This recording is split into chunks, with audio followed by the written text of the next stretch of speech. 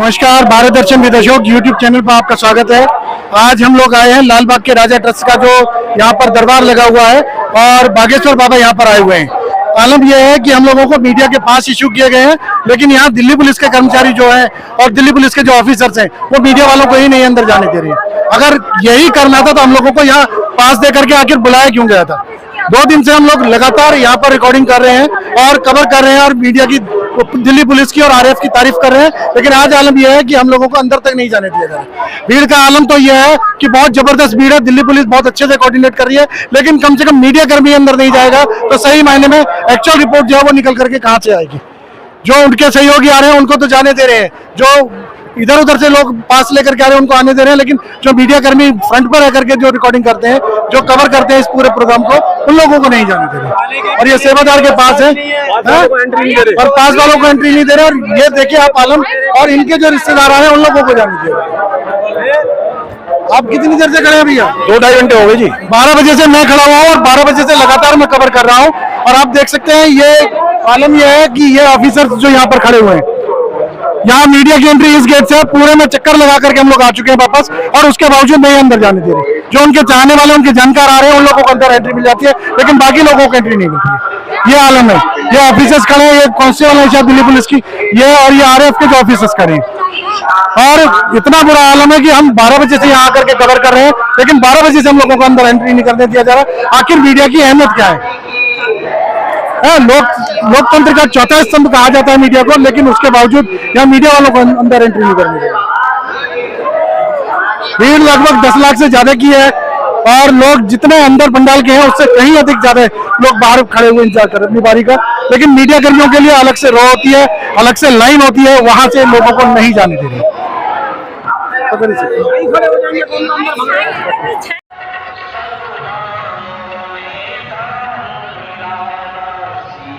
नमस्कार, भारत दर्शन with Ashok YouTube channel पर आपका स्वागत है। लाल बाग के राजा का आज जो दरबार लगा है, वहीं पर बागेश्वर बाबा का दिव्य दरबार भी लगेगा। आज मैं आपको लाइव हूँ बागेश्वर बाबा के दिव्य दरबार के पंडाल से, और आप देख सकते हैं कि यहाँ लोगों का आना शुरू हो चुका है और लाखों की संख्या में लोग अंदर जा चुके हैं। अभी हम लोग आपको बाहर से दर्शन करा रहे हैं। ये पंडाल के बाहर का दृश्य है, यहाँ पर लोग अंदर जा रहे हैं और एक साइड में यहाँ पर झूलों की भी व्यवस्था की गई है ताकि लोगों के मनोरंजन के लिए। लेकिन अभी ये झूले चालू नहीं हुए हैं। और ये फूड कोर्ट भी यहाँ पर बनाया गया है और फूड कोर्ट के अंदर में आपको जिस प्रकार का भी भोजन चाहिए, यहाँ सभी प्रकार के भोजन की व्यवस्था की गई है, लेकिन इसके लिए आपको पे करना होगा, यानी कि यहाँ आप पैसा दे करके ही भोजन ले सकते हैं। जैसे आप देख सकते हैं ये सामने जलेबी का स्टॉल लगा हुआ है और यहाँ लोग जो है वो भोजन कर रहे हैं। और इसके बाद में हम बढ़ते हैं आगे और लिए चलता हूँ मैं आगे की ओर।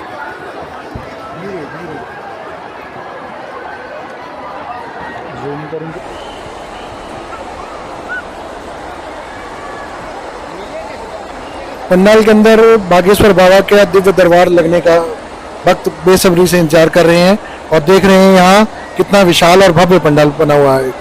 इस पंडाल की खास बात यह है कि ये पूरी तरीके से वाटरप्रूफ है और किसी भी तरीके की आंधी या बारिश से बचने में पूरी तरीके से तैयार है। यहाँ पुलिस का बहुत जबरदस्त इंतजाम किया गया, पुलिस बल का, और सुरक्षा बल भी यहाँ पर लगाए गए हैं। आरएएफ के जवान भी यहाँ पर मौजूद हैं और ये देख सकते हैं आप, ये भक्त बड़े बेसब्री से इंतजार कर रहे हैं आखिर आज के दिव्य दरबार के शुरू होने का। पंडित धीरेन्द्र कृष्ण शास्त्री जी का जन्म 4 जुलाई 1996 को हुआ था, जिन्हें बागेश्वर धाम सरकार या महाराज के नाम से भी जाना जाता है। मध्य प्रदेश के छतरपुर जिले में स्थित एक धार्मिक स्थल बागेश्वर धाम के वे पीठाधीश भी हैं। वे छतरपुर के बागेश्वर धाम में कथा वाचन करते हैं। छतरपुर जिले के गड़ा गांव में उनका जन्म एक गर्ग ब्राह्मण परिवार में हुआ था। धीरेन्द्र कृष्ण शास्त्री जी का बचपन उनके गांव में ही बीता। वे एक गरीब परिवार से ताल्लुक रखते हैं। उन्होंने अपनी प्रारंभिक शिक्षा गांव के ही सरकारी स्कूल से प्राप्त की थी। अपने बचपन में वे आसपास के गांवों में दान मांगकर रामचरितमानस और सत्यनारायण कथा सुनाकर जीविकोपार्जन करते थे। वर्तमान में वे अविवाहित हैं। कथित तौर पर धीरेन्द्र शास्त्री जी को भगवान हनुमान ने बागेश्वर धाम के पीठाधीश्वर बनने और समाज के लिए काम करने का निर्देश दिया था। उनके अनुसार न ही वे किसी देवता के अवतार हैं, न ही कोई तांत्रिक है, मात्र एक साधारण मानव हैं जिनके पास हनुमान जी और सन्यासी बाबा के आशीर्वाद से सिद्धियां प्राप्त हैं। वे इन शक्तियों को जन कल्याण और मानव सेवार्थ में काम में लेते हैं और उनकी मानसिक शारीरिक समस्याओं का निदान भी करते हैं। पंडित धीरेन्द्र शास्त्री जी के द्वारा बागेश्वर धाम की सेवा 3 पीढ़ियों से की जा रही है। पंडित धीरेन्द्र शास्त्री जी के अनुसार उनके पास निजी संपत्ति के रूप में मोटरसाइकिल है और इसके अलावा जितने भी दान दक्षिणा इत्यादि प्राप्त होता है वह सब सेवा में उपयोग होता है। उनके अनुसार उन्होंने 9 एकड़ जमीन खरीदी है जिस पर कैंसर अस्पताल का निर्माण कर रहे हैं। धाम में आया धन मंदिर विस्तार, जन कल्याण कार्य जैसे कन्याओं का विवाह, रोगों के निदान के लिए और अन्नपूर्णा भंडारा में लगाया जाता है, जिसमें प्रतिदिन कई हजार भक्त प्रसाद ग्रहण करते हैं। पंडित धीरेन्द्र शास्त्री जी जगतगुरु राम भद्राचार्य के शिष्य हैं। वे वर्तमान में मध्य प्रदेश के छतरपुर जिले में एक हिंदू धर्म तीर्थ स्थल बागेश्वर धाम सरकार के पीठाधीश्वर और प्रमुख के रूप में सेवा कर रहे हैं। शास्त्री जी को रामचरितमानस और शिव पुराण के उपदेश के लिए जाना जाता है। ऐसा माना जाता है कि साधना के माध्यम से उन्हें कुछ दिव्य शक्तियां प्राप्त हुई हैं। उन्होंने अपने धाम में अन्नपूर्णा रसोई की स्थापना की है, जहां उनके अनुयायी जो अपने जीवन के साथ साथ दूसरों को जीवन देने का काम करना प्रारंभ कर दे, समझ जाना वो आदमी आध्यात्मिक हो गया। जो स्वयं मुस्कुराने के साथ साथ दूसरों के चेहरे पर हंसी लाना प्रारंभ कर दे, समझ जाना वो आदमी आध्यात्मिक हो गया। जो आदमी खुद मौज में रहे और दूसरों को भी मौज सिखाए, समझ जाना ये आदमी आध्यात्मिक हो गया है। और जो आदमी संसार को मिथ्या और भगवान को सत्य माने, समझ जाना ये आदमी आध्यात्मिक हो गया। लेकिन एक बात सावधान रखना, संसार को मिथ्या मानने वाले का मतलब ये नहीं कि वो संसार में ना रहे। संसार में रहते हुए भी जो संसार को अपना ना माने, समझ जाना वो आदमी आध्यात्मिक हो गया। और तुमने पूछा कि आध्यात्मिकता पाए कैसे? तुम पहले ये बताओ कि तुमने आज तक पाने के उपाय क्या किए। ये भी तुम्हें प्रश्न में लिखना चाहिए कि आपने आध्यात्मिक होने के उपाय क्या किए। आध्यात्मिकता किसी उपाय से आती ही नहीं। आध्यात्मिकता तो एक घटना है जो घटती है, सत्य और बोध की क्रांति है जो स्फुरण होती है, स्पंदन करती है, प्रकट होती है। आध्यात्मिकता तो एक एनर्जी है, ऊर्जा है जो ध्यान में उतरने से अपने आप प्रकट हो जाती है। आध्यात्मिकता तो गुरु का एक प्रसाद है, सदगुरु की शरण में जाने से ही वो अपने आप प्रारंभ हो जाती है। अध्यात्म कोई उपायों से नहीं मिलता, अध्यात्म कोई प्रयोजन से नहीं मिलता। आध्यात्मिकता को पाने के लिए वैसा होना पड़ता है, चेतना से साक्षात्कार करना पड़ता है। इसलिए विनीता गुप्ता, एक बात याद रखना, तुम कितना भी पढ़ लो, कितने भी आप इंटेलिजेंट हो जाओ, कितना भी आपका IQ लेवल हाई हो जाए, पर याद रखना वो आदमी तब तक सफल नहीं हो सकता जब तक उसके जीवन में सत्य का बोध नहीं हुआ, जब तक स्पिरिचुअलिटी उसके जीवन में नहीं उतरी, आध्यात्मिकता नहीं उतरी। वो कितना भी प्रयत्न कर ले, वो आदमी कभी भी संतुष्ट नहीं हो सकता। ये बात केवल खोटी नहीं, हम आपको एक महान वैज्ञानिक का संदर्भ बताना चाहेंगे। विनीता गुप्ता दुनिया का एक महान वैज्ञानिक हुआ, अल्बर्ट आइंस्टीन। अंतिम दिनों में उससे पूछा गया कि तुम मरने वाले हो, आयु तुम्हारी जा चुकी है, और अल्बर्ट आइंस्टीन वैज्ञानिक से पूछा कि तुमने बहुत सी खोजें की, दुनिया में बहुत से रहस्यों से पर्दा उठाया। पूछने वाले ने पूछा, क्या ऐसी कोई खोज रह गई जो अधूरी हो? ऐसा कोई रिसर्च रह गया जो बाकी हो? ऐसा कोई तथ्य रह गया जिसको तुम जान ना पाए हो? अल्बर्ट आइंस्टीन कुछ देर के लिए चुप हो गया और गंभीर मुद्रा में बोला कि यस, मैं मरने जा रहा हूं, पर एक खोज मेरी बाकी रह गई, एक तथ्य मेरा बाकी रह गया जिसको मैं कभी खोज नहीं पाया, जिसको मैं कभी जान नहीं पाया। तो प्रश्न पूछने वाला बड़ा चौंका। उसने पूछा, वो खोज कौन सी है? मुस्कुराता हुआ अल्बर्ट आइंस्टीन कहता है, मैं आज तक ये नहीं जान पाया, जिस शक्ति की बल पर मैंने इतनी खोजें की हैं, मैं उस शक्ति के बारे में नहीं खोज पाया। वो शक्ति कौन है? उसी शक्ति का नाम स्पिरिचुअलिटी है, उसी शक्ति का नाम अध्यात्म है, उसी शक्ति का नाम आध्यात्मिकता है। आध्यात्मिकता का मतलब ये परमात्मा को जान लेना, परमात्मा के बनाए हुए जगत को जान लेना, दुख को जान लेना, सुख को जान लेना, और कौन अपना है कौन पराया है इसको जान लेना ही अध्यात्म है।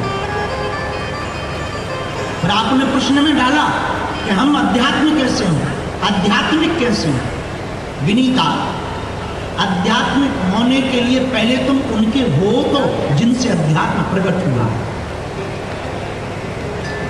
हमारे गांव में कहावत है, कुछ पाने के लिए कुछ खोना पड़ता है, और ये कहावत हमारी नजर में कुछ जगह पर ठीक है, एक जगह गलत है।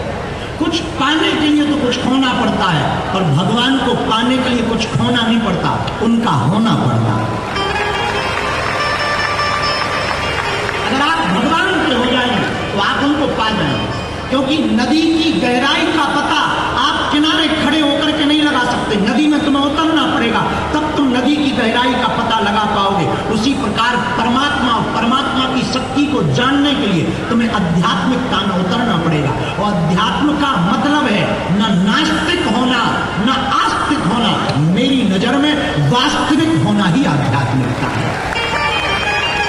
बहुत से लोग नास्तिक होते हैं, एग्जिस्ट होते हैं, बहुत से लोग आस्तिक होते हैं, वो कहते हैं ये नास्तिक है, कोई कहता है ये आस्तिक है। बहुत से लोगों को बुरा लगेगा, आस्तिकों को भी हमारी बात का बुरा लग सकता है कि आप धर्म विरोधी हैं। मैं प्रार्थना करूं, धर्म का मतलब ही वास्तविकता।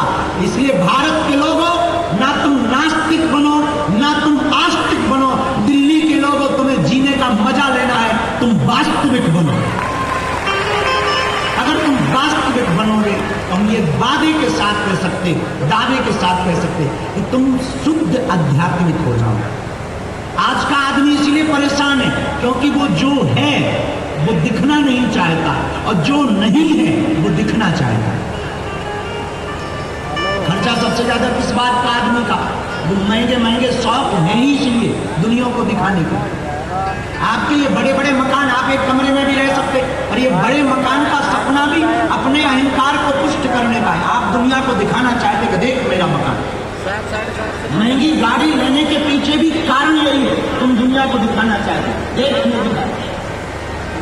आप जितने भी शौक पाल रहे दुनिया को दिखाने के लिए पाल रहे, और जिस दिन तुम वास्तविक हो जाओगे उस दिन तुम्हारी जिंदगी में वो घटना घटेगी, वो क्रांति घटेगी कि ना तुम नास्तिक रहोगे ना तुम आस्तिक रहोगे। तुम अगर वास्तविक रहोगे तो ही तुम प्रभु के नजदीक रहोगे। एक संदर्भ और हम तुमको विनीता गुप्ता देना चाहते हैं। दुनिया का एक महान मुक्केबाज आदमी हुआ माइक टाइसन। माइक टाइसन झोपड़ी में पैदा हुआ, करोड़ों अरबों डॉलर उसने कमाए, 100 कमरों का उसने मकान बनाया लॉस एंजलिस में, बड़ा भव्य मकान, करोड़ों की गाड़ियां, रोल्स रॉयल्स जैसी गाड़ियां उसने खरीदी, हजारों स्त्रियां उसके जीवन में आई। लेकिन जब उससे सच्चा सद्गुरु मिला, उसके जीवन में कुछ घटना घटी, तो लोगों ने उससे पूछा कि पहले की जिंदगी जो तुम्हारी थी, ग्लैमर की जिंदगी, बड़ा मकान, बड़ी गाड़ियां, अब तुम अध्यात्मिक हो गए हो, क्या कहना चाहते हो? उसने बड़े मुस्कुराते हुए बड़ा गजब का जवाब दिया।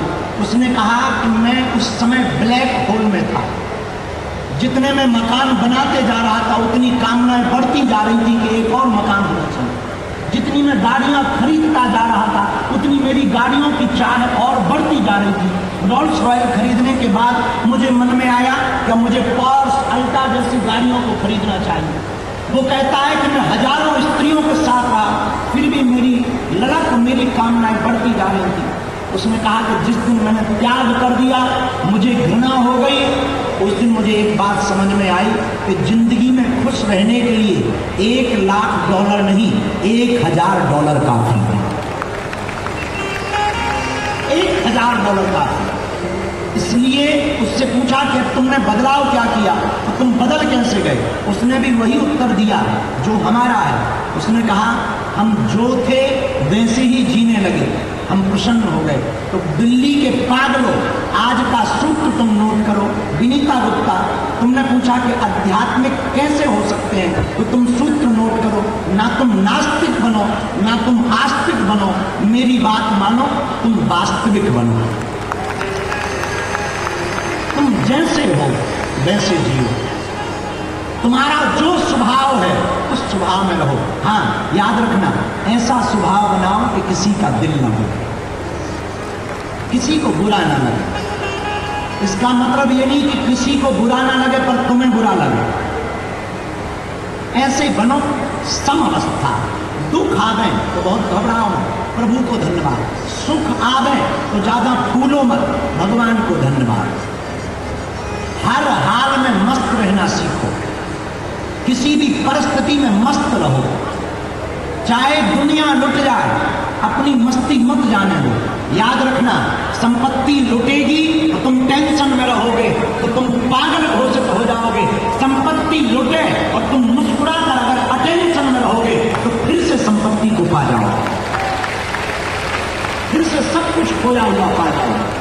इसलिए हर हाल में मस्त रहना सीखो। हमें स्वामी अखंडानंद जी महाराज याद बहुत आते हैं। उन्होंने एक कथा सुनाई। सनत कुमार चले जा रहे थे, भगवान पार्वती और शंकर जी चले जा रहे थे। सनत कुमार तो ऊपर सिर किए हुए कीर्तन करते जा रहे थे।